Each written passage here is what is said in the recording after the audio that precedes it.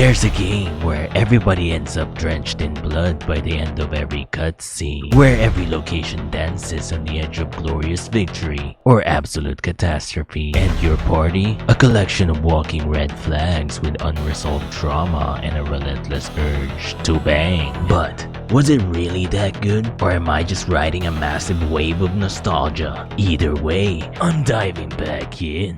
Romances, daemons, betrayal, moral dilemmas left and right. The full dark fantasy experience. We're reliving the best moments, the dumbest moments, making the hard choices while we argue over who the best companion is. And maybe then, we can finally answer one of life's most important questions. Who really is the best girl?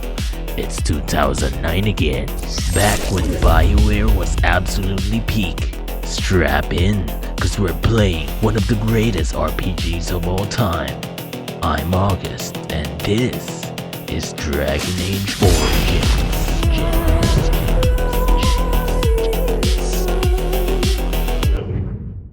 The game takes place in a land called Ferelden.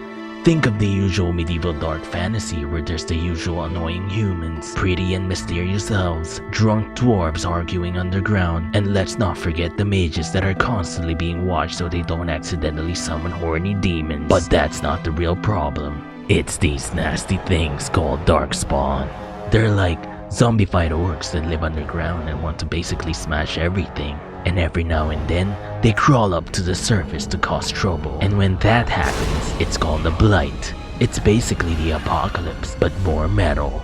And the only people who could stop that mess? The Grey Wardens. They're basically this super old secret order that defeated the blight 400 years ago, but now has since been forgotten.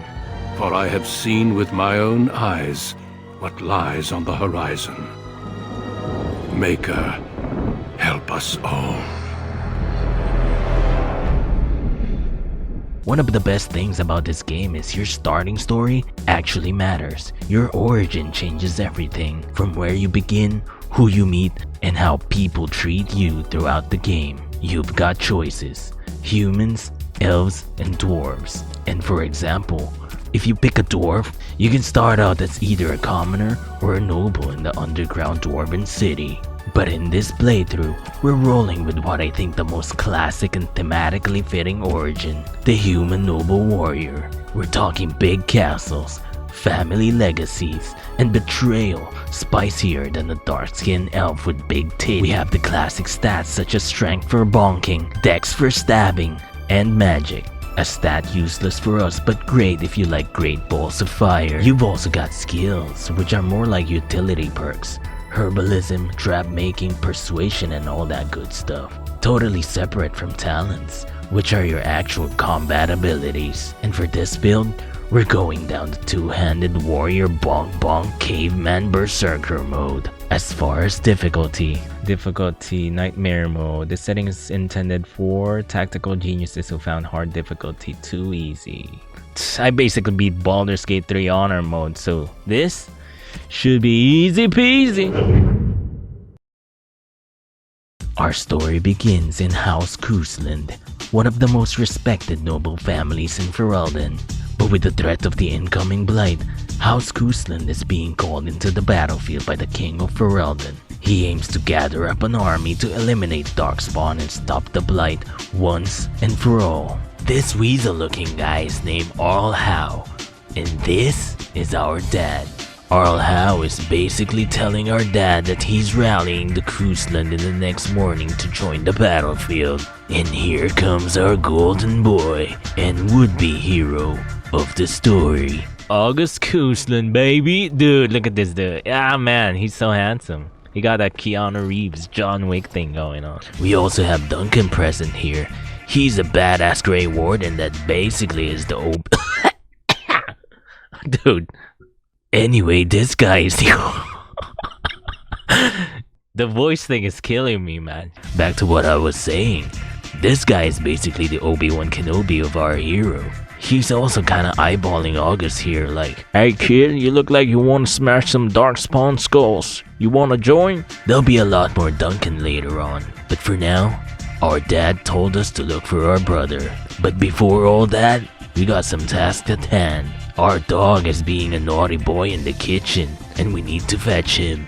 But this dog is not just a regular dog. He's a Mabari warhound, built to kill, to destroy, and cause carnage. We also get to name him Tubby Lumpkin, baby. Ready to cause carnage, let's go. We quickly find out that Tubby Lumpkin's going crazy because the kitchen is infested by nasty ass rats. And like every classic RPG, we get introduced to the battle system. After peace has been restored to the kitchen and the servants can stop whining, we found our mother accompanied by some noble visitors. It is a great honor, my lord. I have heard many wonderful things about you. I believe the girl has a crush on your lad. Ooh, is this our Lady would-be Landra. wife? Hush, Landra. You'll turn the poor thing scarlet. I can't blame her. As it pleases you, my lord. We met up with our brother and his family. In the coming morning, our brother and our dad is gonna join the army to fight off Darkspawn. So after saying our farewells, we soon headed to bed, where everything is about to change. As midnight rolls in, our sweet medieval slumber is rudely interrupted. Tubby Lumpkin, our warhound, is absolutely going apeshit at the door. Our hero wakes up, cheeks out, confused and unarmed. My lord, help me! The castle is under attack! Oh my god, dude, I'm naked! Why don't I... Pause. And because I'm a tactical genius, I immediately open my inventory and gear up like I'm prepping for a boss fight. I'm already dying! Heal! Darling, I heard fighting outside and I feared the worst. We quickly link up with our mother who drops the bomb. These attackers aren't just random bandits. They're house men. Yeah, that rat-faced Weasel from earlier? A total snake. We rush to check our brother's room, only to find things have gone very badly. No! My little Orin, what manner of fiend slaughters innocents? Let's just say that the family didn't exactly survive the slumber party. It's grim, but the way it's presented, classic Bioware. This story isn't pulling punches. After slicing and dicing through house invading forces, we finally reach our father, injured, cornered, and bleeding out in a secret chamber. Duncan's here too, and he's the one who saved him. But his wounds are too deep, and our father knows this is the end of the line, and with his last breath, he begs Duncan to protect us. Duncan, you are under no obligation to me, but I beg you, take my wife and son to safety. I will, your lordship, but I fear I must ask for something in return. Anything. August Guzlan joins the Grey Wardens. Our mother, the powerhouse that she is, stays behind to defend our father and buy us time. This is actually one of the first of many moments that hits hard, and probably won't be the last. So just like that, our hero August is torn from everything he's ever known. But in that fire, a new vow is forged. Vengeance for family, for Ferelden, and for that rat-faced traitor Arl Howe. After some time, Duncan and I traveled to this place called Ostagar, where we met up with King Kalen, Ferelden's golden boy. Confident, charming, with just the right amount of douchebaggery. We snitched on him about Howe's betrayal, in which he responds that he will be put to justice, but only as soon as this war is over. I was actually surprised by this since I thought I remember him to always be a dick, but maybe that's because I played as the other races before. We now gain access to explore Ostagar. After exploring a bit, we met up with Terran Logain, war hero, national icon. He'll be a key part of this adventure, and if you thought Howe was a weasel, wait till you get to know this guy. We'll learn more about that later on. Soon we met up with Alistair, ex-Templar, a current Grey Warden, and a professional smartass. You know, one good thing about the Blight is how it brings people together. And that makes you Duncan's new recruit, I suppose. Glad to meet you. As the junior member of the Order, I'll be accompanying you when you prepare for the joining. The joining is basically the ritual process one has to go through to become an official Grey Warden. He acted a little sus about it when I asked him about the details, but because he'll serve as the Giga Chad tank of our party, soaking damage while I decapitate Darkspawn scum, I welcomed him to our party. We soon met up with Duncan, along with the other recruits to do the joining. But of course, it's not that simple, as we were tasked with eliminating Darkspawn and collecting some vials of their blood. In addition to that, we must also locate some Grey Warden scrolls that are basically Grey Warden treaties. They'll play a part later on, but for now, we set off in the wilds in order to complete the task at hand. By the way, one of our current party members is a rogue class, which means we finally get to open those locked chests. Cause you know, as a loot goblin, even if the chest contains 3 gold or a crusty sock, there's just no way I'm gonna let it pass. Everything was easy and smooth sailing at this point, up until we encountered this area, where Darkspawn actually used some big brain hit and run tactics to our group. Where the hell you going, boy? I need backup. Oh, alright, let's go. Oh shit. No. He baited our party, in which resulted to our first ass whooping. I had to resort to my tactical genius once again, which basically just means reloading and using a different approach, and of course, that resulted in easy victory. Soon enough, we collected all the vials needed and located the chest for the ancient Grey Warden scrolls. But all of a sudden, we got interrupted by a snarky goth girl with absolutely goated voice acting, named Morrigan. Well, what have we here? Are you a vulture, I wonder? A scavenger, poking amidst a corpse whose bones were long since cleaned? Or merely an intruder, come into these darkspawn-filled wilds of mine in search of easy prey? She informed us that her mother took the treaty, so we need to meet with her. Having no other option, we decided to agree to meet her. Follow me then, if it pleases you. So we met up with this mysterious old hag, in which she gave us the treaties immediately, but not before she gave us an ominous warning. Take them to your Grey Wardens and tell them this blight's threat is greater than they realize. Legends speak of a witch in the wilds. They never mention her insanely hot daughter though. But for now, let's move on. We have the Darkspawn blood and the scrolls. We can finally return to the camp to start the joining. There's just one problem. I will not lie. We Grey Wardens pay a heavy price to become what we are. The joining requires us to drink some good old Darkspawn juice. They may assimilate to the Darkspawn blood, or ultimately succumb to it. Left with no other choice, we decided to go through with it. By the way, you haven't met some of the other recruits. First we have David, a thief who tried to rob Duncan once. The other one is Jory, a man with a pregnant wife and soon to be, and they're dead. David lost the 50-50 gotcha pull, and Jory basically pussied out. Cause of this, Duncan had to deposit some reinforced steel through his belly. I am sorry. Duncan's a savage, bro. But it's now our turn. You are called upon to submit yourself to the taint for the greater good. It's now or never, and there's no turning back.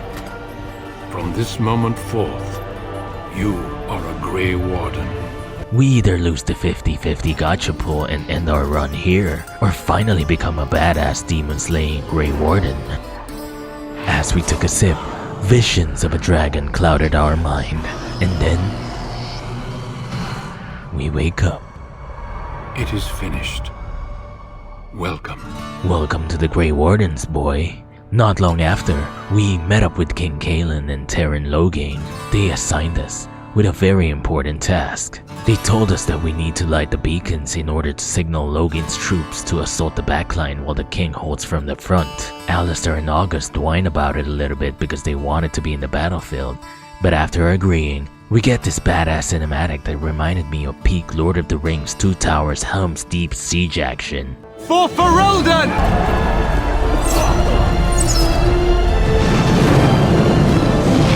Accompanied by Alistair, Tubby Lumpkin, and a random mage, we fought our way through the Darkspawn-infested tower. But when we finally reached the top, we were soon greeted by a TRT-infused, gigaroided demon Brock Lesnar.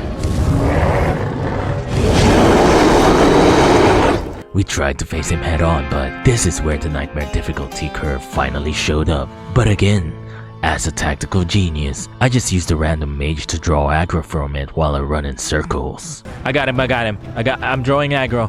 Kill him, kill him. Kick his dick. Kick his dick. Oh, come on. Easy, easy, bro. Let's go.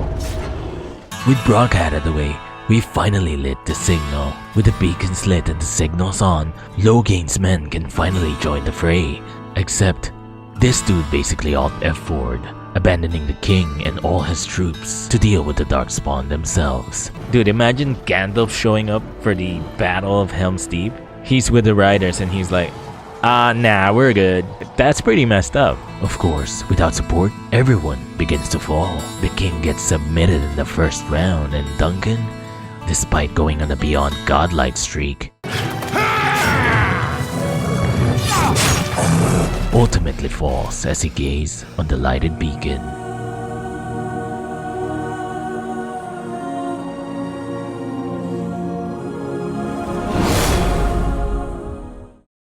Our hero wakes up, cheeks out again, greeted by none other than Morrigan. Alistair told us the aftermath of the battle, and yeah, everyone is basically in the Shadow Realm now. Apparently, we were rescued by Morrigan's mother as she transformed into a bird-like thing and swooped us up. We also found out that her last name is Flemeth, an infamous witch of the wilds. She told us about the Archdemon, that big-ass dragon from the vision earlier. Yeah, he's basically Sauron or Ferelden, and it's up to us, August and Alistair, possibly two of the only Grey Wardens left to slay this beast. Dude, that's like, you get hired on the job, 2 hours later, everybody gets laid off. And now you and this other dude you barely know has to run the company now. But before that, Flemeth parted us with one more gift. Goth girl baddie Morrigan, who is also a shape-shifting mage powerhouse and maybe romance option for our hero. So to put you up to speed, here is the plan. So, in our hands, we have the Grey Warden treaties. This contract basically says that in the event of the Blight, the Grey Wardens can ask the help of the humans, elves, and dwarves, and mages. We unite, build one giant army, and we end the Blight easy. But of course, since there's no other Grey Wardens, at least that we know of, we personally have to go to each of their respective areas in order to recruit them ourselves. And so, the flames of vengeance burns brighter than ever, not only for Hal, but now also for Loki. And to add to that, it's all up to us to unite the kingdom, as it hangs by a thread. We roll into the nearest town called Lothering, a little refugee-packed village that looks like it's one bad day away from collapsing on itself. People are panicked, supplies are low, and news of the king's death has hit like a truck. But everything is about to get worse. We find out that everyone thinks the Grey Wardens are the reason it all went south during the skirmish at Ostagar. Why? Because Logain, the backstabbing Serpent Lord himself, is telling the world we're the traitors who abandoned the king. Yeah, the guy who literally rage-quitted the battlefield is now gaslighting the entire kingdom. Classic move. Anyway, while we're soaking in the chaos, we make some important stops. We meet Liliana, a chantry sister with a mysterious past and an adorable and sweet accent that melts your insides. Gentlemen, surely there's no need for trouble. These are no doubt simply more poor souls seeking refuge. Enough talk! Take the warden into custody. Kill this sister and anyone else that gets in your way. Make this choice! I am your death! She wants to join our party. Why? Because she said God told her to. Sounds absolutely unhinged to me, but because she got skills and she's a red-headed baddie, she claims a permanent spot in our party. We also met Sten, a stoic huge man locked up in a cage wallowing in his own thoughts. This is a proud and powerful creature, trapped as prey for the Darkspawn. If you cannot see a use for him, I suggest releasing him for mercy's sake alone. Mercy? I wouldn't have expected that from you. I would also suggest that Alistair take his place in the cage. Yes, that's what I would have expected. Anyway, Sten told us that he gave himself up because he murdered a bunch of farmers. He seemed like another sociopathic character like Morrigan, so he pretty much fits right in. So we set him free, and because of that, he swore his allegiance to us, to fight the incoming blight so he can regain his honor and absolve him from his sins. We get confronted by some angry mobs looking for some easy money. But that bounty on your head could feed a lot of hungry bellies. Attack! But all they got was the opportunity to become our target practice, letting us test all our new talents, skills, and party synergy. That's right, look at this.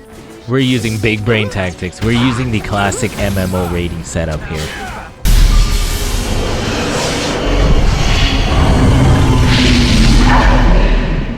We camped out for the night, and that's when my sleep was interrupted by visions of the Archdemon once again. Alistair told us that this is sort of like a Grey Warden side effect. Because we're tainted by the Darkspawn blood, we can sense them, and they can sense us too. That's what I'm here for.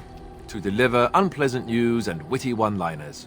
The camp is also a great place to know more about your companions and to bond with them. And based on your responses, your party's individual approval meter increases or decreases. What? Oh my god. Alright, let's try this again. Yes? I'm just gonna go for it this time. Let's go. So 'tis as good a time as any. What's this? Come on. 'Tis a rather odd discussion you seem to desire, leaning in so closely. Let's go, boys. You miss every shot you don't take. Not unless you stop. Ooh!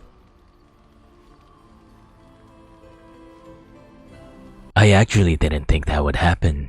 We literally just been together for a day and I'm already torn between Leliana and Morgan. But to maximize the chances of getting laid with both of them, I loaded it once more to take it a little bit slower. This is the world map, by the way. You can go to any of these locations in no particular order and build your adventure that way. But so far, the story really suggests that we head to Redcliffe in order to find Arl Eamon, a noble who might be the only guy capable of standing up to Loghain.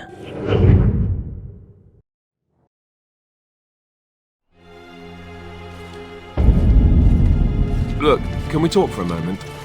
Interestingly enough, Alistair told us that the Arl is his uncle, and he's the bastard son of the previous king, which makes him a half-brother to King Kaelin. That basically means that he's not just a bastard, he's a royal bastard. Ha! Yes, I guess it does at that. I should use that line more often. As we roll into Redcliffe Village, we meet with Human Shrek. He drops the bomb. The Arl is sick. Communications with the castle is completely cut off, and every single night, zombies show up like it's a Walking Dead episode. Enter Van Tegan, Arl Eamon's brother that's basically in charge as a substitute. Nobody knows what's going on in the castle. Tegan's taken charge and is trying to keep the village from turning into one big human buffet. We had a choice here. We dip and figure out what's going on in the castle now, or stay and help rally the villagers to fight back. Obviously, we stayed, but not because we're heroes, but because there's a lot of experience and loot to be found. How pointless to help these villagers fight an impossible battle. One would think we had enough to contend with elsewhere. So I went into this whole goose chase, talked to the smith, the barkeep, the priest, everybody, basically convincing everyone to man up and not be a pussy. They need to grab a weapon and defend their home like it's a tower defense game. Bevan said you were the one who found him. I can't possibly repay you. Well, how about a kiss here, darling? You're very sweet. I suppose there's no harm in it. I was just kidding. A smile will do. Blech. You're a kind and generous man. Please, be safe tonight.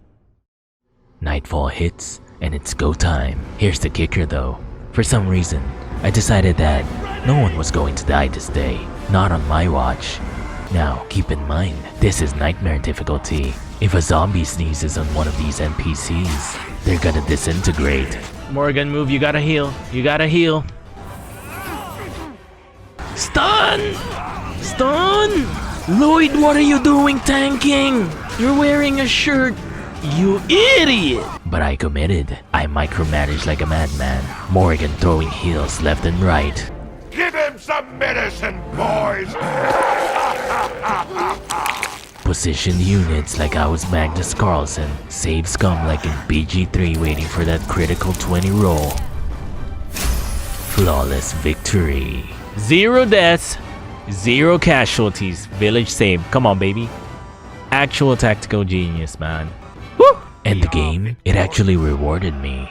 Gave me a helmet. It wasn't great. Honestly, it looked like a reward they got last minute, but it didn't even matter. Ooh, let's see that helmet. Where is it? Oh, there it is.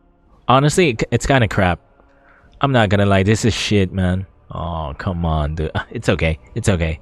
We didn't do it for the loot. So with the village safe, at least for now, we turn our eyes to the real mystery. What the hell is going on inside that castle? We were then greeted by Isolde, the lady of the castle and wife to Arl Eamon. She and Bantigan quickly brings us up to speed. With the Arl being in a magical coma, the castle's gone in full haunted house mode. There's undead spilling out every night and no one exactly knows why. It's just that something horrible is brewing from inside. The front gates were a no-go, so we took the sneaky route in through a secret passage that led us under the castle. We ended up in some shady-looking prison section where we met up with Joanne, a blood mage. Blood magic is basically magic fueled by, you guessed it, actual blood. It's wildly frowned upon because it's considered inherently dangerous, corruptive, and has a habit of attracting demons like gooners to a gacha game. Turns out, Joan was posing as a tutor for Connor, but he was actually there under Logain's orders to poison the Jarl. I guess he sucked at it cause all he gave the Jarl was too much melatonin. Joan also insists he didn't summon the undead though. He blames all that demon nonsense on Connor, who's apparently dabbling in things he really shouldn't. We decided to release him, hoping he can still be useful later on. Eventually, we make it to the main hall, and yeah, it's cursed. Connor's there, but he's possessed, speaking in riddles like a fully grown iPad kid. Bantigan is there too, only he's dancing around like a crackhead. Say hello, Uncle. Hello, Uncle. This man spoiled my sport by saving that stupid village, and now he'll repay me. We fight Tegan and some possessed guards. Mid-fight, Connor pieces out, and once Tegan's free, he's like, my bad, bro. Interestingly enough, Joan shows up again, offering solutions on how to solve this dilemma. Option A, we kill Connor. Clean, quick, boom, invader vanquished. We also get option B, use blood magic. Joan channels a ritual, opens up the Fade. The Fade is like this supernatural place where the demon lives, and after it's open, we send in one of our mages, Morrigan. She kills the demon, boom, easy. The downside, it requires a human sacrifice, which Isolde basically volunteered for. I don't know why it requires a human sacrifice, it just does. We also get option C, the last option. We go to the Circle of Magi and ask for help, but it also means we're leaving Redcliffe with the iPad kid running around, and who knows what he'll do. Risky, yes, but it felt like that was the risk we're gonna have to take. In my mind, Arl Eamon is still one of the best chances of rallying support against Logain. So yeah, once Eamon wakes up, I don't want to be like, hey, good morning, sir. Oh, your family? They're cooked. You're welcome, by the way. So with option C in mind, we packed up, grabbed our party, and set off to the Circle Tower.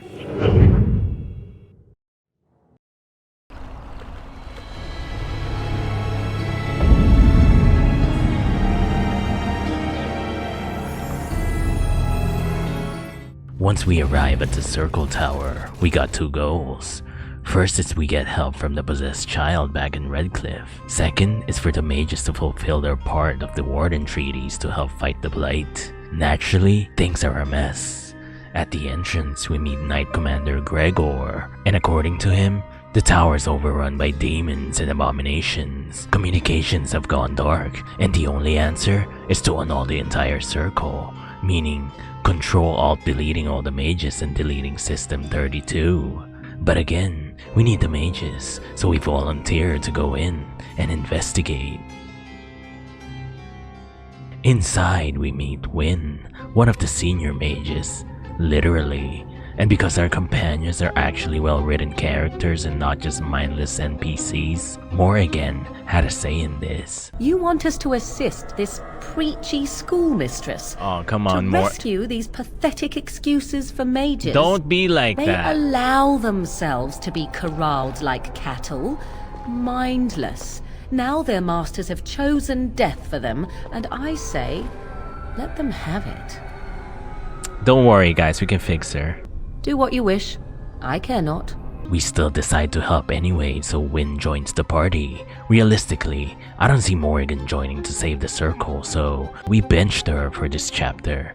Sorry, Morrigan fans. We start ascending the tower, fighting off blood mages, demons, and all kinds of abominations. One interesting encounter comes in the form of a charmed Templar. He's basically being mind controlled by this succubus to use as an energy source. Now, I know this is basically a dream scenario for you sick bastards. I mean, this dude is being tricked into believing he has a happy family with this hot demon as his wife. I want nothing from you. I have what I need. So naturally, because the game didn't give me any option as a volunteer to replace a Templar as a husband, I just decided that if I can't have her, no one will. Help! There are bandits at the door. They're going to murder the children. They will not get past me! Eventually, we run into this massive hooded blood mage who looks like he took the wrong turn out of Resident Evil 3. He flexes his magic and knocks the whole party unconscious, sending us into the Fade. The Fade is a spirit realm where dreams, demons, and regret live rent-free. It's usually reserved for mages, but thanks to the magical nonsense, we're all trapped in this metaphysical escape room. This section plays like a roguelike with puzzles, transformations, and mini-bosses. You gradually unlock powers that let you shift forms, like becoming a nasty-ass rat or a rock-hard golem. They give you abilities that help you go through the puzzle and... Wait, did you guys hear that? Oh my... Is that the sound clip from Kitchen Nightmare? Hey you! Leave the jacket and get out! Get out!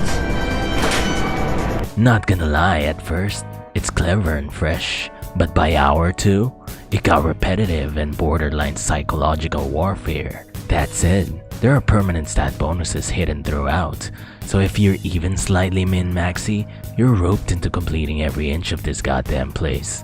Eventually, we find our party members and we help them deal with their own personal trauma. And after that, we confront and slay the demon holding us in the Fade, waking us back up in the real world. After this, I was mentally exhausted, but also stat boosted. At the final stretch, we find Cullen.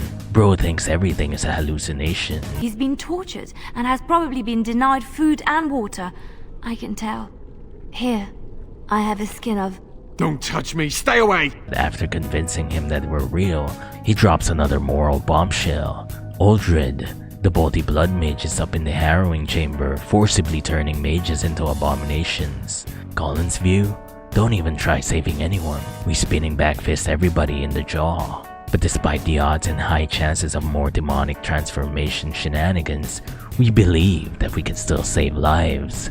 No one ever listens. Not until it's far too late. At the top, we finally confront Baldy. He ranted about magical powers, freedom from the chantry, and the usual evil monologue. But after telling him to kiss my Grey Warden nutsack, he transformed into a giant pride demon. Big claws and black eyes, like a crackhead under a bridge. I also kept getting reminded to use this litany scroll crap. I wasn't really sure when to use it at that time, but it's obvious you use it when he's about to turn someone into an abomination. Didn't really matter though. We beat him first try. Uldred is dead. The remaining mages are saved, including the first enchanter. The circle is officially back online. We talk to Irving and ask them to uphold their part in fighting the Blight, in which he agrees, and just like that, we finally obtain our first allies for the Blight. We also told him about the Connor situation back in Redcliffe. Finally, Wynne, our grandma healer, joins the party permanently. Not really sure when I'll ever use her since I don't need that much healing, but for now, it's time to head back to the Demon Child. We stopped by the camp on the way there. I found this grimoire while looting the circle tower, and it's obviously meant for Morrigan. And because this was extremely rare, one of a kind, and hard to find, I demanded her for a reward. You have my thanks. I will begin study of the tome immediately. What, I don't even get a kiss? I suppose something is deserved for all your efforts. Ooh, I'll take that, bro.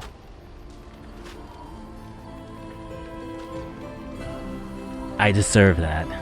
It's about time we get some real action, you know? We got this huge approval boost from her, and because of that, she gains a passive skill that boosted her magic stat. That's right, Liliana can chill. I didn't do that for love. I did that for the stats. I bring word, sire. There seem to be Grey Wardens who survived Ostagar. How, I don't know. But they will act against you. A solution. With your leave. The Antivan Crows send their regards. An assassin? Against Grey Wardens, we will need the very best, sire. And the most expensive.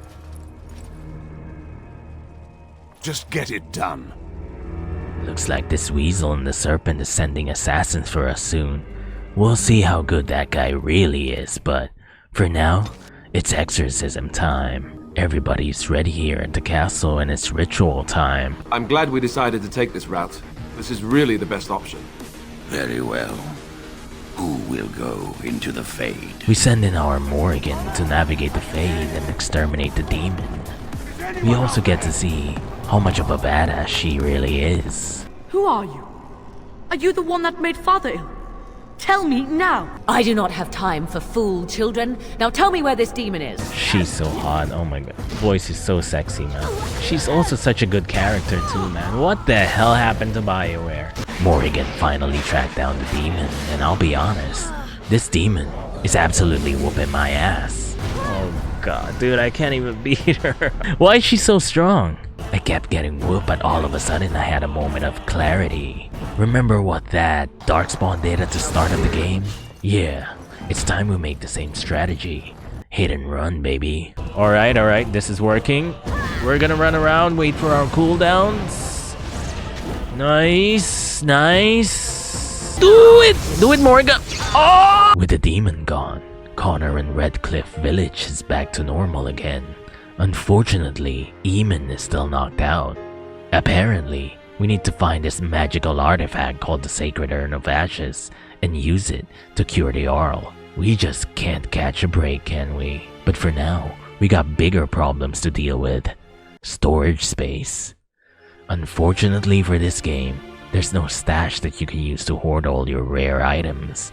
Well, not unless you have this DLC called the Warden's Keep. I'm gonna skip over this section since it's pretty short, but all you need to know is they give you some extremely powerful items.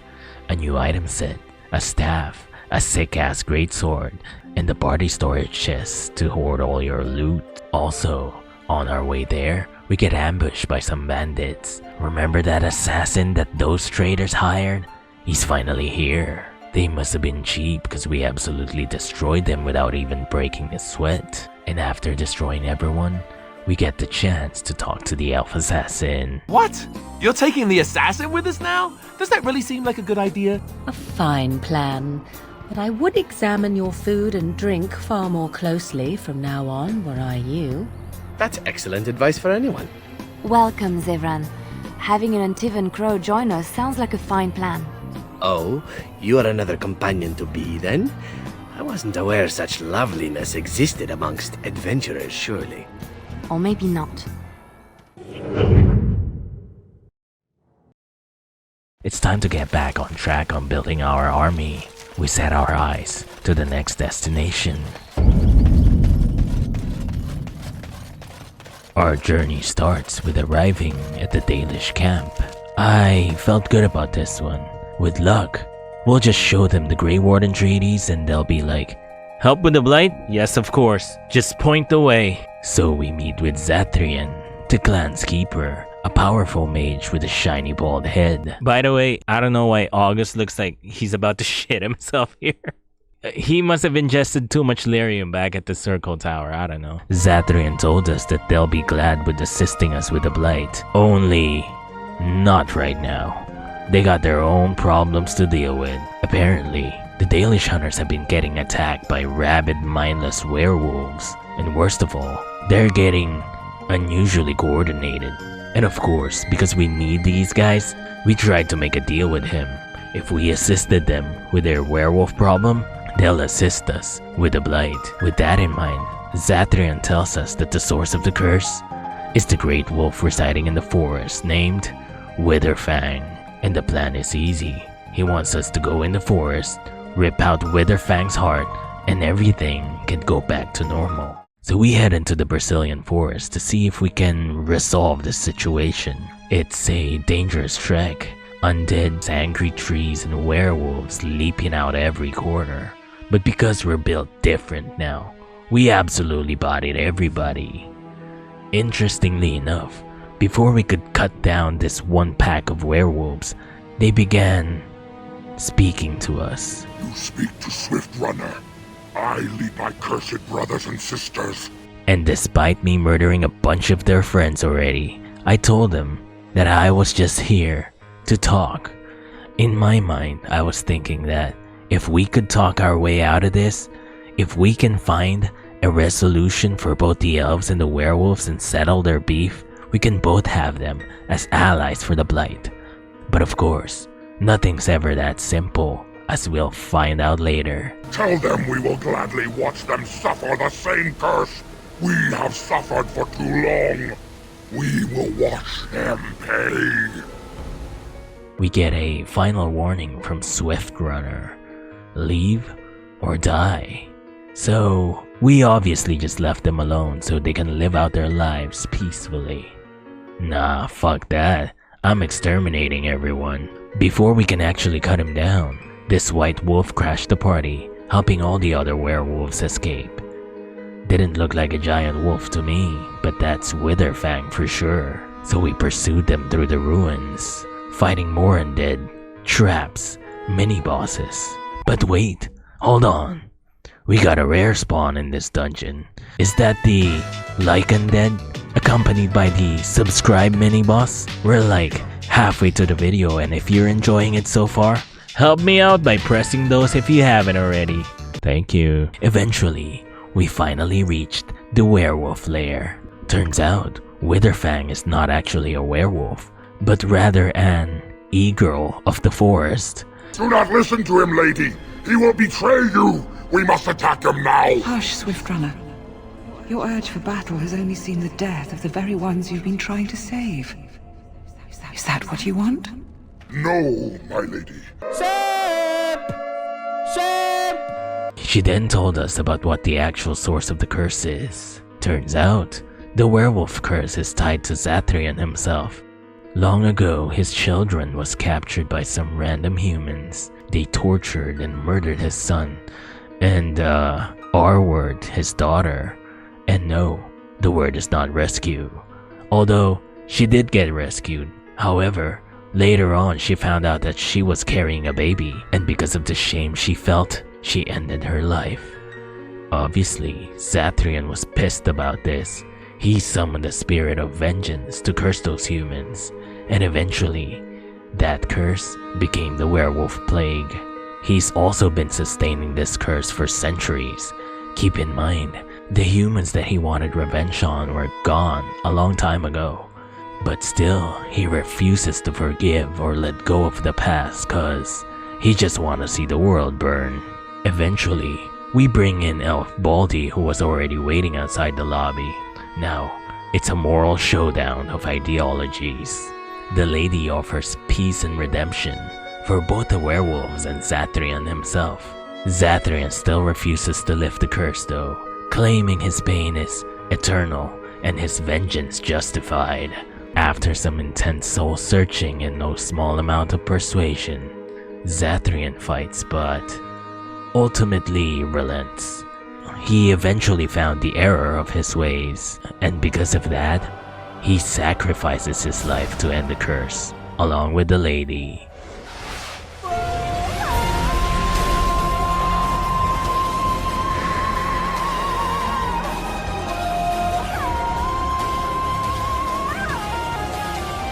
The curse is lifted and the people are free, and after we blackmail them for a reward, we return back to camp. the Dalish elves suffer no more from the werewolf curse. The Dalish finally agreed to uphold the treaty and ally with us against the Darkspawn.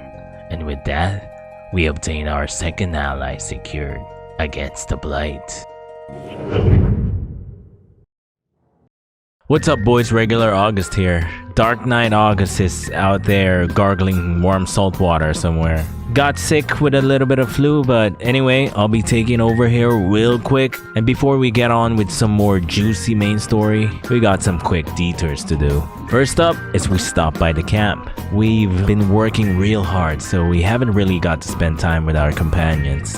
One thing I didn't mention before is back in Redcliffe, I already made my move to Leliana. Flowers? For me?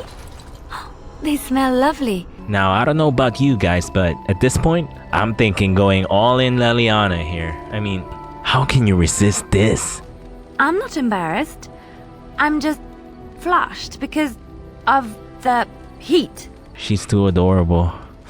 I don't know, man. Let's go for it. We'll do it for the bonus stats, guys. Really? No one told me. Why couldn't you have said them first? Oh, Oh, how very awkward. That's right, baby. The ship has sailed. Ooh.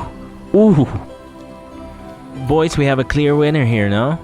Well, that settles it then. Obviously, being a two-timing bastard is bad, so out of respect for both of the gals, I think we oughta have a talk with our good old Morrigan here and settle it once and for all. 'Tis cold in my tent, all alone. Oh boy! Oh no. Well, we can't have that, can we? So you shall come to my tent? But whatever shall we do in that tiny little space together while we wait for it to warm? I don't know. I can cast Fireball with my greatsword. Good. Then let us waste no more time with foolish talk. Yo!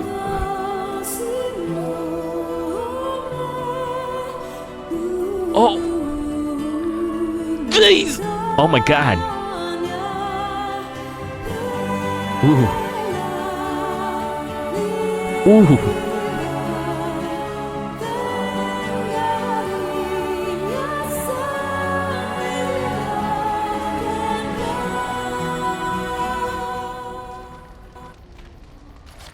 Come then, let us be off before the others begin to stare. This is pretty bad, huh? Let's get out of here.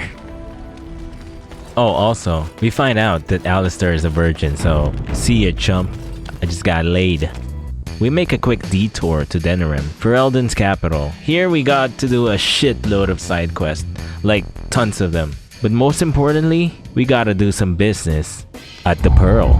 Here we meet Isabella! And after outwitting her on a game of cards, I asked her for some private duel. It would surely be rude of me to decline such a delicious offer. You're going with her? I thought you were joking. What about us? Doesn't what we have mean anything to you? Please, don't tell me you really wanna... I did not realize that somebody had already claimed you. I know, I'm a horrible human being. But hey, it's not my fault that August Kuslan here looks like Keanu Reeves and everybody wants a piece of him. But don't worry, guys. We'll try and do better from now on. Line him up! Yeah, line him up! Nope. What about you? Right this way. Yeah. Hey, sexy. Do you want to take a look at me ditties? What? Oh man, Leliana, you good? I'm here for you. Let's actually go back. I want to see that surprise me option. I have just the thing. What? Ew, what the f— The nugs avoid eye contact. What did you do? Oh my god, load it. Load. Next up, we headed to Honolith, a small village with another demon infestation problem. It's not our first rodeo, so we dealt with this one easy. This is also where we found Shale, a warrior golem that has a massive hatred for pigeons. Don't be ridiculous. Well, I wouldn't mind killing the birds. Those evil birds and their foul droppings. I can crush them all. Are you certain you want to bring that thing with us? It could be dangerous and large. But for now, our last stop here is Ostagar. Remember the last place where the great betrayal happened, where King Kalen and Duncan fell? We returned there to look at the aftermath. We fought Darkspawn, looted some top tier gear, including a full set of King Kalen's weapons and armor. Oh, and also Duncan's swords. We also found King Kalen's body. We gave him a proper burial cause even though he was a bit naive and a bit of a dick, he really didn't deserve to be left crucified. Sadly, we didn't find Duncan's body. I would have loved to reanimate his corpse with a dual-wielding zombie skeleton hybrid so he can fight with us again, but we get to see the aftermath of Logan's betrayal firsthand, and now we have the sword that will take his heart. So with Shale as the new party member, shiny new gears equipped, the emotional weight of Ostagar fueling our vengeance once more, we're ready more than ever to face what comes next.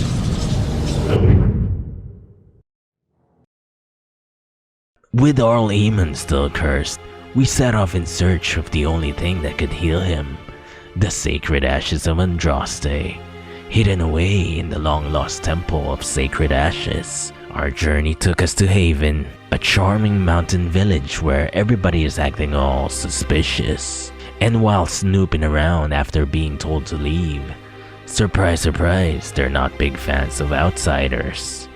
We found out that these people are a bunch of cultists. To what they serve, we don't really know yet, but we did get confirmation that the ashes resides within the temple at the peak of the mountain. And after fighting through the temple with some cultists, ghouls, and dragon children, we're encountered by the leader of the cultist, aka Disciples of Andraste. What is this talk of blood and power? And he thinks Andraste is reborn. It is preposterous. I do not like this. Let me see if I can explain this. Now, in this world, we have the Maker, right? The Maker is basically God in terms of Christian religion, and Andraste, she's basically Jesus, but with boobs. She's also some sort of great warrior that eventually got burnt at the stake. So I guess she's more like Joan of Arc. Of course, she died and then eventually she went to heaven along with the Maker. And ever since then, they've been minding their own business. So I think I butchered that, but any religious shit in games goes over my head. So this dude tried to recruit us to the cult. So naturally, I told him to piss off. He said, "We'll face Andraste's wrath because of this," but that's right before we decapitated them. After arriving at the top of the mountain, we met with the so-called Andraste's reincarnation, a massive flame-breathing dragon worshipped by the cult. We've experienced many dungeons, but now it's finally time for a dragon. This is hands down the hardest fight we've ever been so far. And she got us a couple of times. Oh god. But despite her size and power, she was no match for our over-geared, micromanaging, save-scumming squad with cooldown timing genius tactics. There it is, dude! Oh man, easy! Now we unlock the rocket launcher. Let's see it. Yo! Inside the temple, things got spicy. We faced the Gauntlet, a series of trials meant to test our worthiness. And first up, riddle me this, riddle me that. If you have a functional brain and didn't skip the dialogue, it's really not that bad. Of what do I speak? What did he say? Oh dude, I zoned out a bit. This one? That is not of what I speak. Oh my god. Then came the platform puzzle, a deceptively looking tile challenge that, I won't lie, took me longer than I care to admit. And with a little brute force and a bit of struggling and some luck, we've finally reached Andraste's urn. I never dreamed I would ever lay my eyes on the urn of sacred ashes. I have no words to express. I stand in awe. Really. We scooped up some dust for Arl Aemon to snort, and then we hightailed it back to Redcliffe.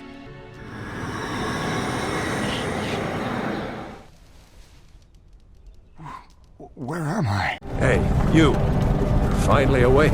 With the Arl awake, it's finally time to plot against Loghain and his band of thugs. The Arl will set up a lance meet. We get to decide the true ruler of the kingdom, and hopefully, with all the allies we've gathered, we'll get the support for our would-be king, Tubby Lumpkin. We're not done yet though. We've got one more allies that we need to gather, so we travel to the Frostback Mountains to gain the support of the dwarves. We enter Orzammar, expecting to find an army.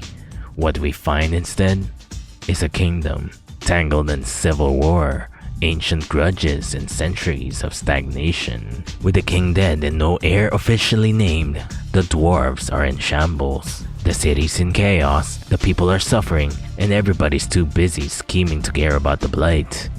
So, we're presented with two candidates for the throne. First is Prince Balin. Ruthless, manipulative, but also, he wants to embrace change.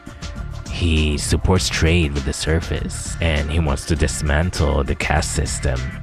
The second one is Lord Harrowmont. Dignified, respected, but also sort of a traditionalist. He would rather preserve the system that's been choking the city. After some good old-fashioned snooping around, eavesdropping, yapping, the choice becomes clear. Orzammar doesn't need another nice guy.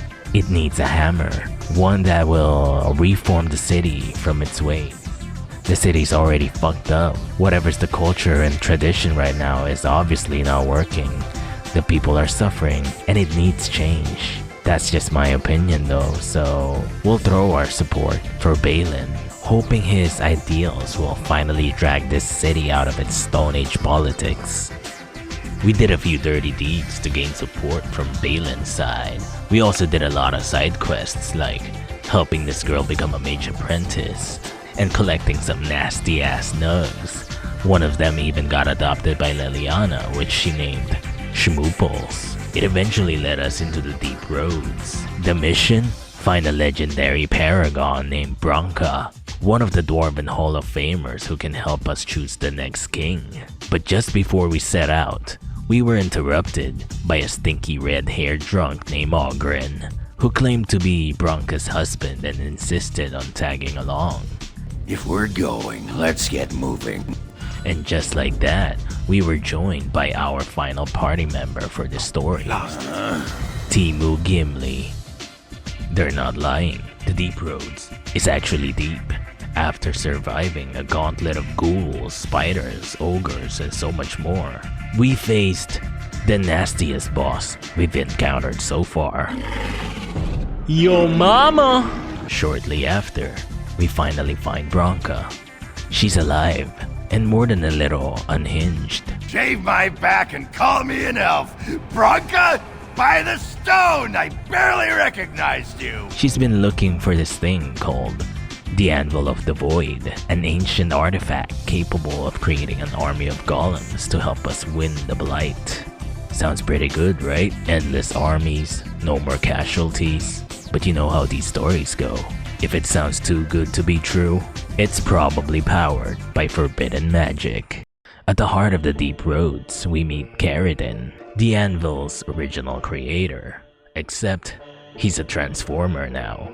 Big, ancient, and full of regret. Turns out, making golems isn't a clean process. It requires a living soul. Each golem now a trapped soul, stripped of its will and turned into a weapon. Ferelden pleads with us, destroy the anvil, end the cycle, and free the souls trapped inside. Bronca, of course, says no. And Morgan? Have you no desire to discover this anvil's potential? Alright, here It is she a goes marvel, again. A tool of creation. You could rival the Maker himself with this instrument. It is this hubris that drove the Maker from us. If you destroy the anvil, I swear you will regret it. Oh yeah? Would you like to volunteer then, huh? You would not dare. I could always use a immortal goth girl golem, right? Sounds good, right, Morrigan?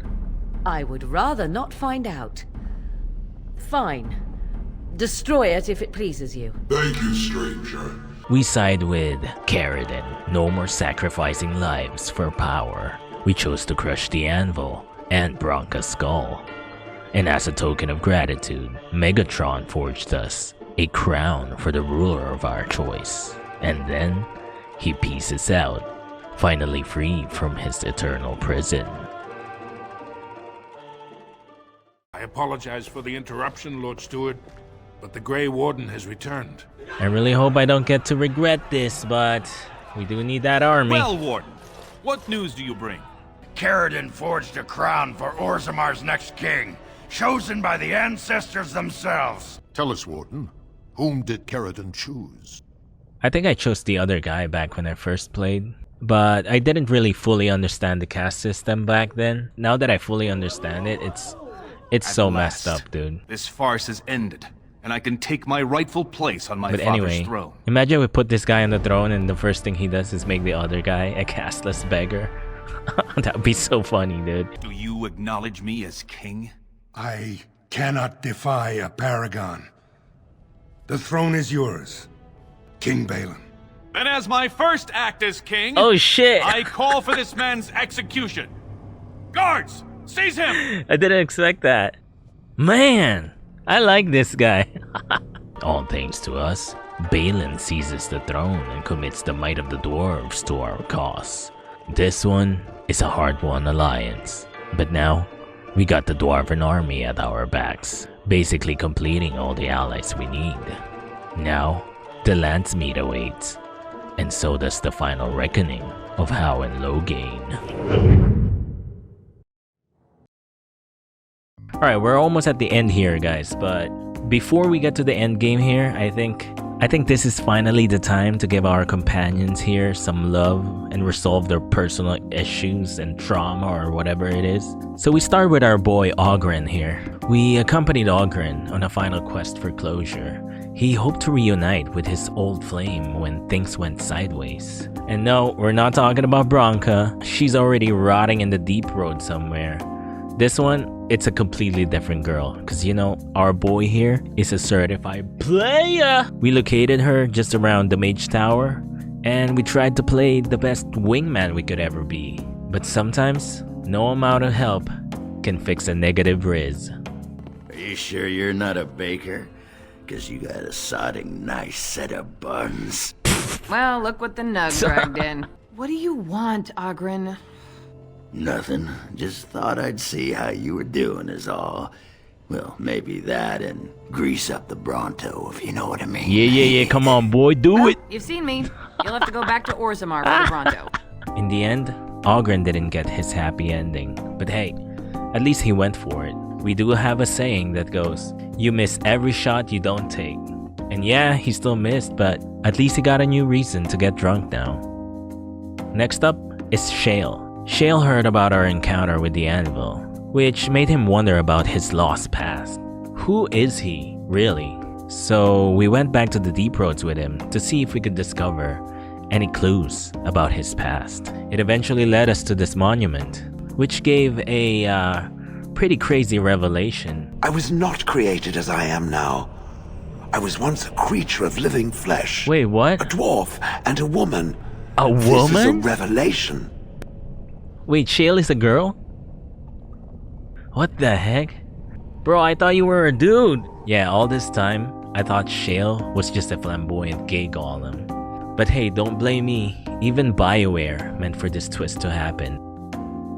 I did not think it needed to be said. It has never told me what gender it is, has it? You're just cuter than before. I wonder if we can hit on her then. Right.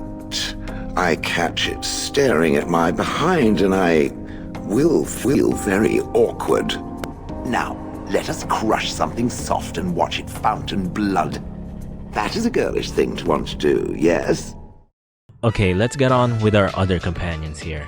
And I'm gonna speedrun through this since we got some juicy romance to settle. On to Alistair. Now, I really wish he had a more interesting quest, but all it was giving him closure on finding his long-lost sister. My sister? That sounds very strange. Sister. I am Goldana, yes. How do you know my name? I'm him. I'm your brother. I don't know you, boy. Your royal father forced himself on my mother and took her away from me. And what do I got to show for it? Nothing. I'll do whatever I can to ensure you and your children are taken care of. You have my promise. I can't give you more than that. Goodbye, sister. That one also didn't end too well, but at least we know that she's alive. First then, we went into this long goose chase of finding his lost sword. He says it's more than a sword to him as it represented his honor. It's probably his girlfriend too, I don't know. Kunari might be weird like that. But eventually, we find it in Redcliffe and we give it back to him. Wynn's story involves tracking down a former student and discovering how she's harboring some sort of spirit inside of her. Now, I'll be honest, I kinda skipped over her dialogues, but the gist is we help her find her student, she makes peace with him, and her mortality.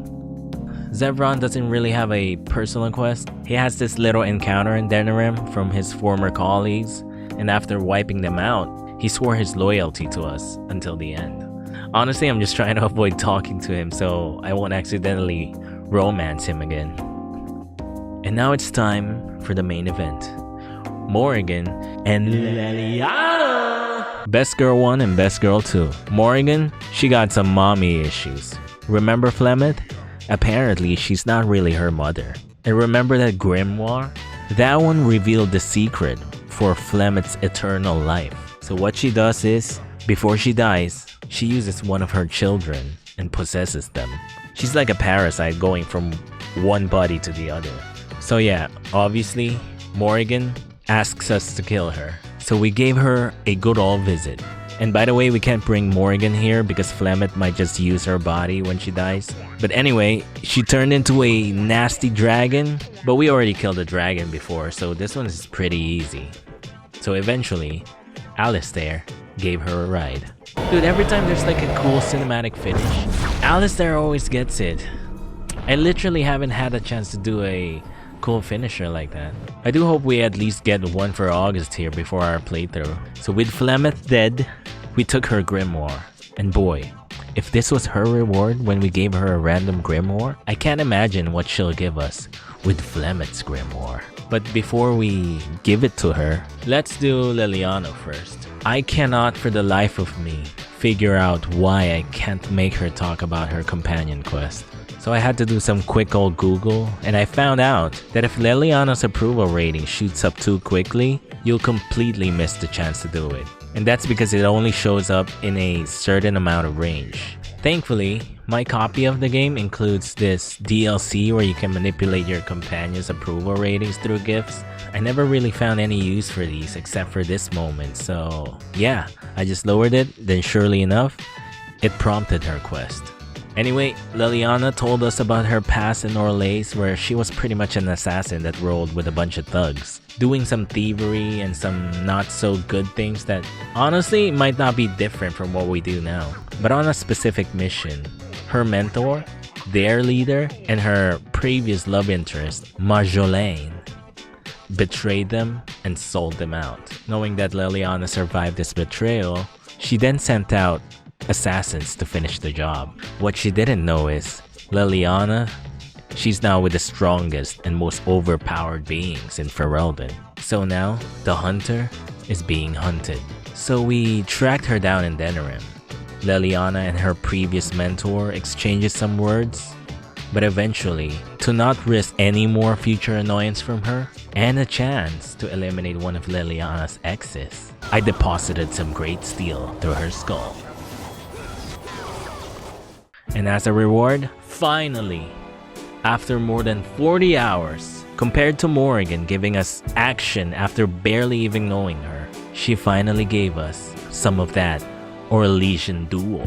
Perhaps we could retire to my tent, and I could regale you. Yes. Yes, yes, baby. We got it.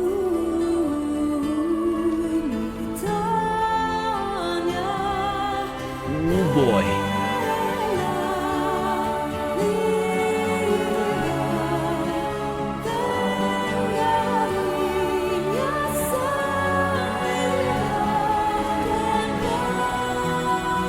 Mission accomplished.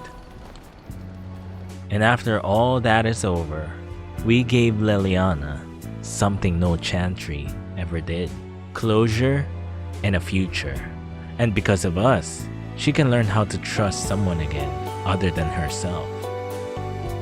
So now it's time to give Morrigan that special grimoire. And after handing it to her, she gave us a special ring. This ring basically functions like an AirTag. She said it's just for safety reasons and totally not so she can act like a possessive wife. But I think it's cute. Because of us, she can learn how to trust someone other than herself. By the way, remember that dragon and how I said it was the hardest boss fight we ever been so far? Well, that doesn't even come close to this upcoming boss fights that we're about to encounter. 2 angry women. I notice that you are spending a great deal of time with that girl, the bard. Oh boy, here we go. I see you're still with Morrigan. Oh you no, tell me not you like you me, too. that I mean something to you, and you have her on the side. We knew this day would come, Fitting right? to have you doting upon that girl at the very same time, does it? Do you say the same things to her that you say to me? I suddenly find myself acting the possessive wife. Just show me some respect. I do not enjoy it, and I have little doubt that Show is just us as some unappealing to respect, you. please. The crux of the matter is, Wonderful people tis have all the it. same Sorry I as had you to do. force I will it. not I be care where I for know you. I that value revel them deeply by in the the little. So now we're at the crossroads. 2 paths. One road leads to a psychotic goth girl with mommy issues. And another road leads to an ex-assassin red-haired baddie that probably reads about conspiracies in her spare time. So, who really is the best girl? Funny thing about this is, there's a common misconception that when you're presented with only 2 options, those are the only options. Wrong. Sometimes you have to carve yourself a new path, a third path, one where we get everything, or lose everything. So here's the plan. We trigger Morrigan's jealousy scene. We choose her and we break up with Liliana. Now, because we just helped Liliana with her companion quest, we can retrigger her romance by choosing these specific dialogues. And just like that, we have her again. But wait, there's more. What about Liliana's jealousy scene? Well, I'm glad you asked. We trigger this. We choose her over Morrigan. Morrigan is all sad, but oh, what's this? A golden mirror gift that's the same one she had when she was just a little girl? Oh, how beautiful, Warden. Now, come to my tent, then boom! Third option. Easy peasy, tactical genius, good game, well played. Well, funny enough, I didn't actually commit to that. I tried doing it, but I loaded shortly after. I just think it's a massive dick move, even though they're not really real and just a bunch of pixels, but for this playthrough, I had to choose my personal best girl. Yeah, that's right, I said it. Liliana! But don't be sad, Morrigan fans. We ain't seen the last of her yet. But for now, let's get back on track as we head into the end game. Denerim is the heart and soul of Ferelden. If we defeat Loghain here, the rest of the nation will follow us. He will strike back at us. The only question that remains is how soon. The time had come. The throne is contested, nobles divided, and its people caught between Darkspawn and tyranny. But before the landsmeet could ever begin, one crucial task remained. Rescuing Queen Anora. Queen Anora, wife of King Kaelin and daughter to Loghain himself. She's currently locked up because she suspected that her father had something to do with the Battle of Ostagar. And because of that, she's been branded as a traitor and locked away under the watchful eye of the Weasel himself, Arlrendan Howe. Yeah, that man who slaughtered House Guzlin and our family in cold blood. So for August Guzlin, this wasn't just a rescue mission. This is vengeance. Long overdue. With help from Erlina, Anora's loyal servant, we infiltrated House Estate in disguise. But somewhere between sneaking through hallways and looting a bunch of chests, I realized something. Why sneak when we could slaughter? So we tore off the disguise and took this place room by room, clearing every hallway, every guard post, every corner, like a John Wick kill montage, leaving piles of bodies in our wake and decapitating goons. We also freed prisoners, nobles unjustly held, and even a Grey Warden named Riordan, who would go on to play an important role in the battle to come. But for now, all we could think was, Arl how? One last room to clear. At the heart of the estate, we found him. Bryce Cousland's little boy, all grown up. I thought Loghain made it clear that your pathetic family is gone and forgotten. The murderous rat-faced traitor is here, and he dies today. I, on the other hand, want you dead more than ever. I tried to 1v1 this guy, but our party keeps trying to jump in like flies to a shit. Get out of here, bear. Guys, stop, let me deal with him. Guys, stop. And you go here, and then we end this. Morgan, you stole my kill! The little weasel is finally on the floor, blood soaking the tiles of his dungeon. Vengeance for our family and for House Cousland. We finally freed Queen Anora, but just as we're about to make our grand exit, surprise surprise, we were stopped by Loghain's guards, ready for our arrest. I don't know what came over me here. Perhaps it's some sort of curiosity on what will happen next, or just a post-nut clarity from killing Hal, where I would normally slaughter. I decided to instead give myself up. We are with the Queen after all, so it's probably best we didn't look like a bunch of murderous psychos.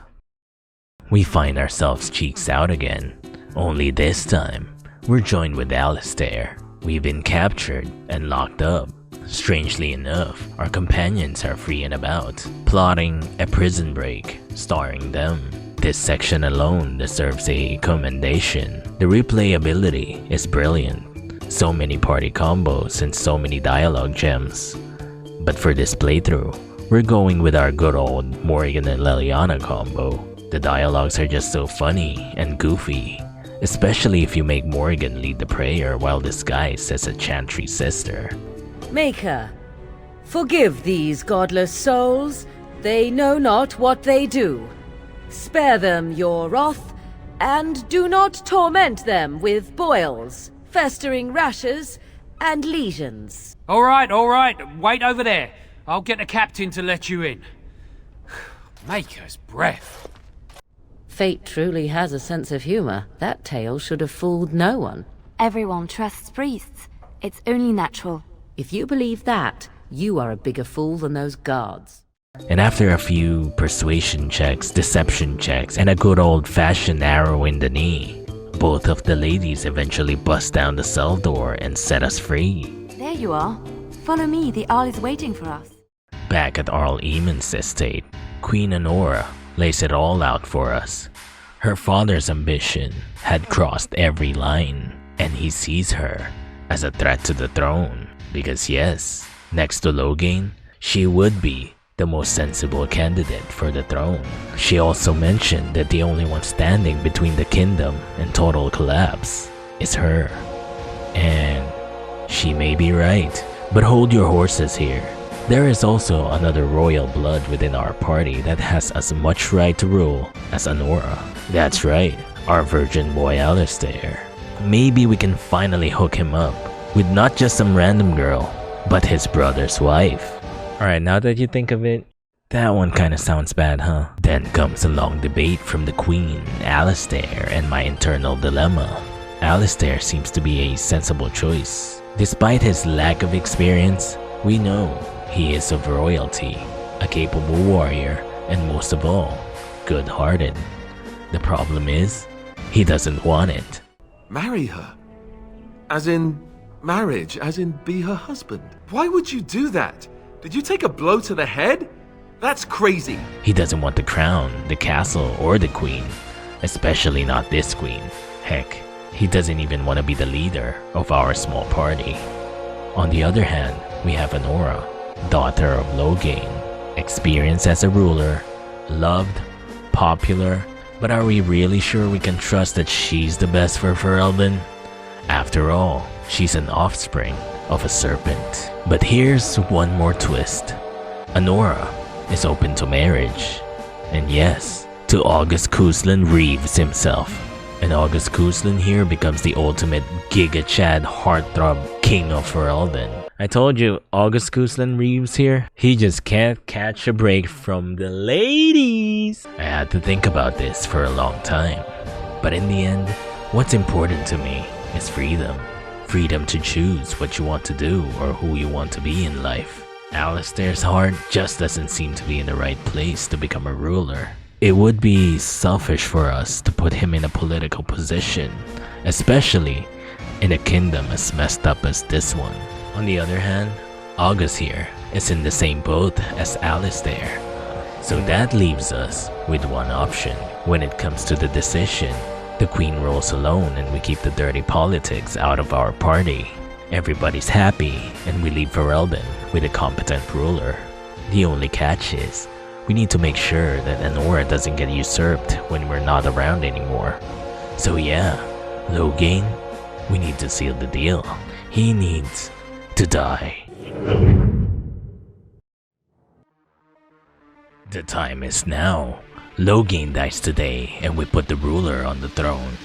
Everybody's here, every banner, every house. Lex Luthor, Conan O'Brien, and even Hayley Williams from Paramore. Arleman is going ham, exposing the Serpent's nasty doings. Loghain is fighting back, throwing accusations left and right. We enter the arena, composed and prepared for war. Loghain's not done yet, branding us as the mastermind puppeteers of this ordeal, but we stood our ground, deflecting all his accusations like a verbal counter with some 1-2 right hook Superman punch to the nutsack, and now we got him in the ropes. But we're not done yet. Anora enters the octagon, WWE style. She's on our side, revealing her father's corruption. This man turned his troops aside and refused to protect your king as he fought bravely against the Darkspawn. We then turn to the judges. Southreach stands with the Grey Wardens. Waking Sea stands with the Grey Warden. Dragon's Peak supports the Warden. The Blight is coming. We need the Grey Wardens. And we're killing it so far. Unanimous decision. Loghain, cornered like the rat that he is. That's what all losing men do when facts don't go their way. He demands to settle this in a 1v1 duel instead. Normally, I would contest this. We already won by unanimous decision and this fool thinks he has a say in this. But then again, this would be the best opportunity to kill him once and for all. Will you face me yourself, or have you a champion? August could have taken him, we all know that. But this was Alistair's moment. We chose him to be our champion. The man who lost everything at Ostagar, the one who stood in Duncan's shadow, the rightful heir to the throne. Alistair, equipped with a full set of King Kaelin's armor and his mother's blade, steps in the octagon. He goes toe-to-toe with Loghain, still flying, blood splattering, Joe Rogan commentating in the corner. Oh! He's hurt! He's hurt! Loghain is rocked. No more fight left in him. Alistair turns to August, as if telepathically looking for a confirmation for a final blow.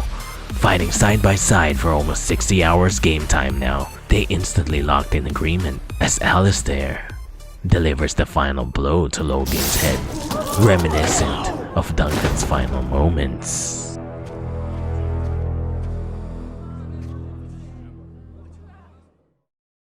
With the Serpent finally gone, it's time to settle who gets to sit in the throne. I gave them one last chance to marry each other and rule side by side. What? This is a joke, right? Right? Why aren't you laughing? It will never happen. Not even if the Maker himself appeared in this room and commanded it. What she said. Man, they both really hate each other's guts, huh? It's decided then. We stand by our decision. Anora rules alone. Oh, I never wanted it. I mean, yes, of course. Happily, in fact. And now, lords and ladies of Ferelden, there is still a blight to defeat and armies to gather. And I appoint this man to lead us in both. We will not allow this land be further threatened by the Archdemon. Gather your forces and await the Warden's command. On the morrow, we shall begin our struggle against the greatest threat Ferelden has ever faced. And we shall triumph over it, for we are Ferelden. After all this chaos, Ferelden finally gets his ruler on the throne. But this is just a little bump in the road. Now, we need to end the blight and finally face the Archdemon. We rally to Redcliffe. The Darkspawn is already here, but at this point, these goobers are barely a warm-up now. Everybody's here. Our allies, our armies, and Riordan, the Grey Warden we freed from Howl's prison. He brings grave news. The Archdemon has shown itself, and only a Grey Warden can deliver the final blow. He's clearly holding something back though, but for now, we get one final night of rest before we march back to Denerim. You're both here. Good.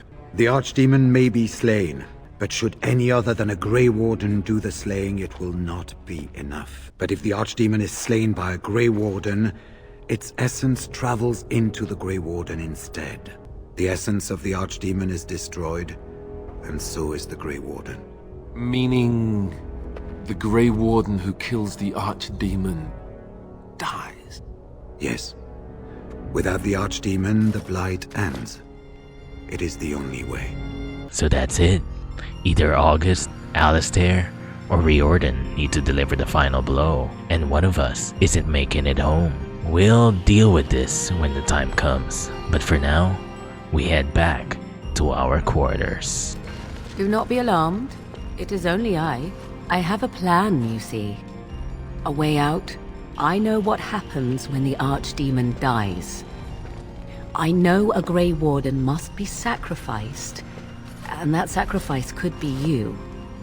I have come to tell you that this does not need to be. What I propose is this.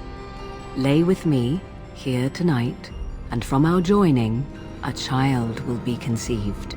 The child will bear the taint, and when the Archdemon is slain, its essence will seek the child like a beacon. At this early stage, the child can absorb that essence and not perish. The Archdemon is still destroyed with no Grey Warden dying in the process. In order to survive, we need to go in raw and bang. Bang, bang, bangity bang. Bang for Ferelden's freedom from the blight.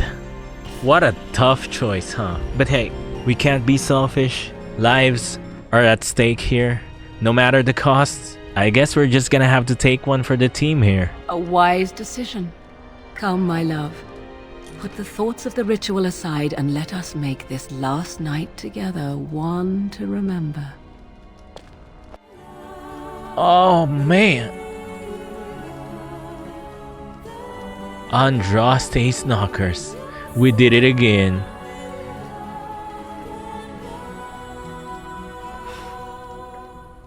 With the ritual complete and another sleepless night, we march back to Denerim. Elves, dwarves, mages, and humans, all of them united for this very moment. Gaze upon them now, but fear them not! Yeah, go off, This Anora. man beside me is a native of Ferelden.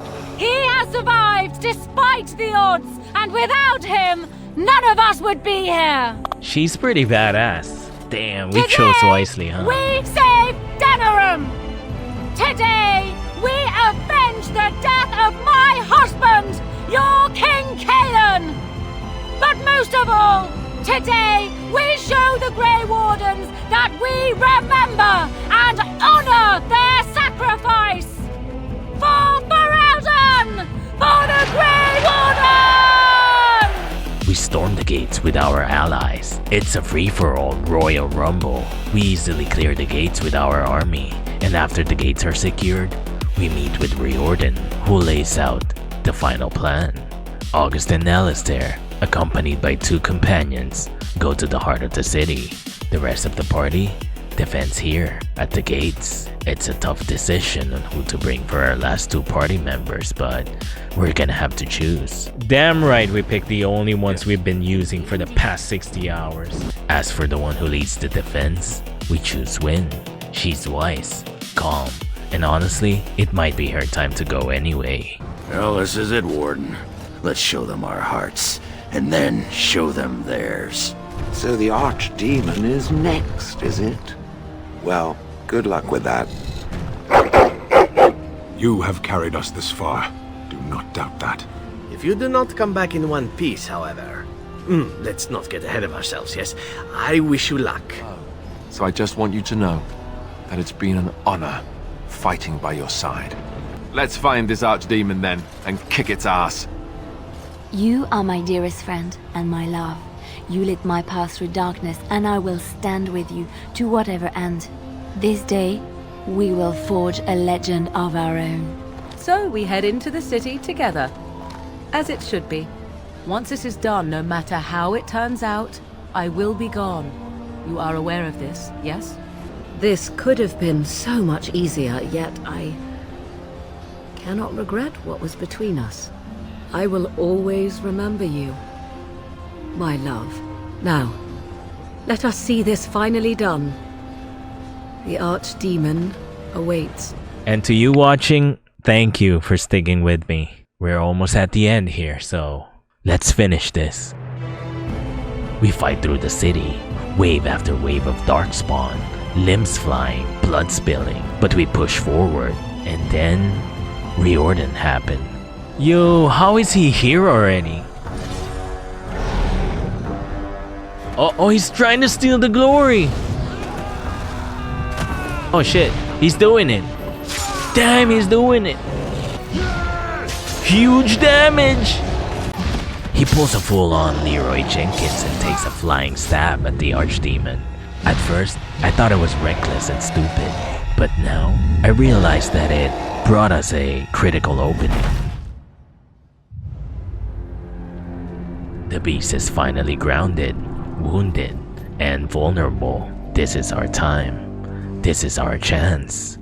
We're almost there. All that's left is to fight through the tower. Along the way, we find Sandal, our camp merchant's son, littered with pile of darkspawn bodies surrounding him. He then gave us the final words of wisdom for us to push through. Enchantment!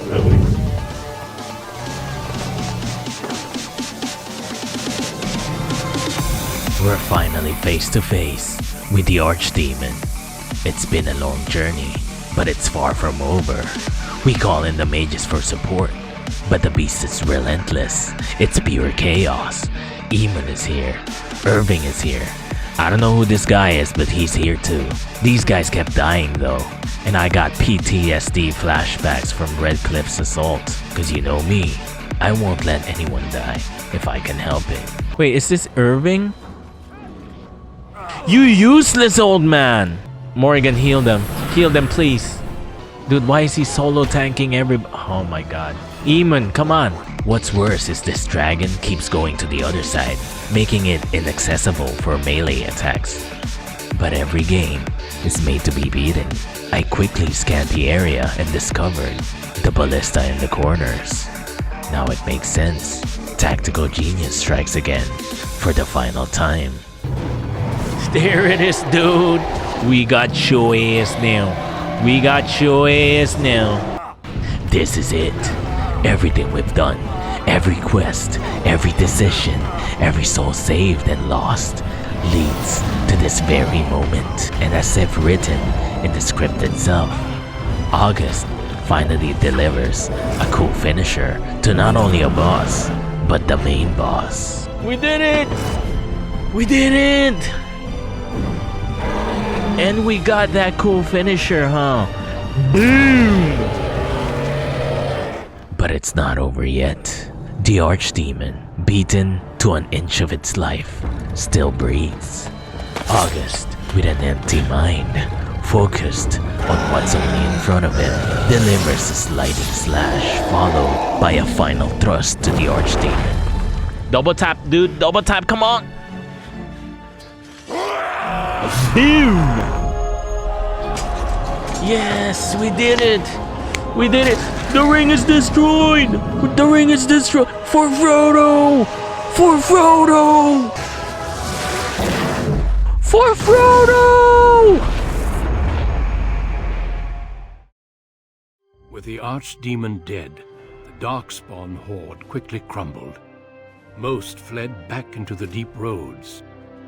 They would remain a threat in the years to come. But the Blight had been ended before it had truly begun. We've done it, friends. Everyone is gathered here at the Queen's coronation. Everyone except for Morrigan. She did stay true to her words. She saved us, and then she vanished. August Gooseland, who started out as a naive young pup, now branded as the hero of Ferelden. There is a group of eager Ferelden citizens waiting outside to get a look at their hero. I suggest you make at least a brief appearance before they storm the gate. If only I knew from the start that you were an option, Anora. If only I knew. As for our companions, Alistair, our brother-in-arms, our Giga Chad Undying Tank, chooses to stay and rebuild the Grey Wardens. And if I don't get the chance some other time, thanks for everything. Shale, our pigeon-despising, now confirmed, previously female golem, departs to explore the world as a free soul. Our boy Ogren, our drunk, two-handed berserker Timu Gimli, finds his purpose serving with the human army. Sten, our murderous, stoic, not-so-Kunari-looking warrior, finally returns to his people. Zevran, our smooth-talking, accidental romance-banging assassin, finally fulfills his contract to us and is free to leave. Win, our juggernaut healing, somehow still kicking grandma, finds herself a position here and serves as an advisor to the court. Milady Leliana, she stays by August's side as they plan a life beyond war. And Tubby Lumpkin, well, he's always with us, our bestest boy. And as for Ferelden, on the coming years, Anora proved to be an adept ruler. Oh, and also, she never remarried. She claims that all of her suitors just doesn't live up to her expectations. Oh, Anora, if only I knew. If only I knew. For the Circle Tower, it's finally purged of the last of the demons and it's finally safe. They're slowly rebuilding over time. I guess that's the last time we're gonna see a succubus, but Redcliffe, they thrive again with Eamon as their leader. Connor, our previously possessed demon child, now studies to become a mage. Finally, the Grey Wardens rest, a tavern renamed to honor our heroic deeds. Many of our tales are actually being told there, but a lot of them doesn't really believe it. Those ungrateful bastards. And the Dalish, they finally earn respect among the humans. In Orzammar, things have been looking up again. He reforms the caste system and brings trade to the surface. Although many say that he rules as a tyrant and assassination attempts were, well, attempted. That's just the nature of politics, so... And Morrigan, our psychopathic goth girl, the one who saved us, and the one that got away, she stayed true to her words and is never seen again. Although reports of her description said she was traveling along a child, her story definitely isn't over yet. As for the hero of Ferelden, he vanishes with Leliana. Accompanied by Tubby Lumpkin and Schmooples, they ride off into the sunset together, retired, free, and finally choosing life over war. So to answer the question we asked way back at the start, yes, this game is still that good. And that's why it'll forever be one of the greatest RPGs of all time. Thank you for sticking around. Drop a like if you enjoyed, it means the world to me. And until next time, August First Class here, signing out. Peace!